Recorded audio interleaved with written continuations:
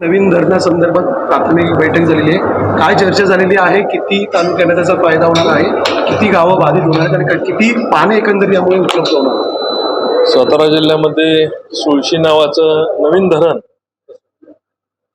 त्याला प्रायमरी डेटाला मंत्रिमंडळाने मान्यता दिली आहे.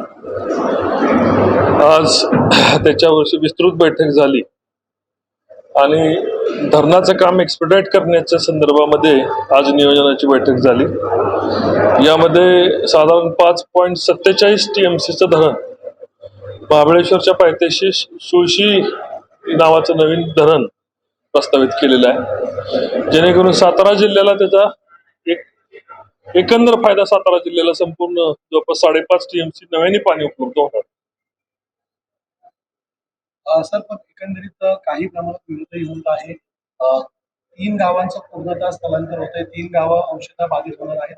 त्यांच्या संदर्भात काही नियोजन केलेलं आहे का? कशा प्रकारे त्या प्रस्थापित गावांचं पुनर्वसन केलेलं आहे? माननीय नामदार मकरंद पाटील साहेब त्या मीटिंगला उपस्थित होते आणि अतिशय सकारात्मक दृष्ट्या त्यांनी त्याच्यावर सांगितलेले की जे गावं बाधित होतात त्यांचं महाबळेश्वर तालुक्यामध्येच त्याचं पुनर्वसन करायचं आणि अंशतः बाधित होत आहेत त्यांना सुद्धा त्यांचंही पुनर्वसन महाबळेश्वर तालुक्यामध्येच करायचं, अशा पद्धतीचं नियोजन करण्याच्या सूचना नामदार मकरंद आबा पाटील यांनी दिलेल्या आहेत. विशेषतः कुठल्या कुठल्या तालुक्यांना फायदा होईल? कारण दुष्काळग्रस्ताचा मान महाबळेश्वरच्या जवळच आहे. त्याला किती फायदा होईल? विशेष करून त्याला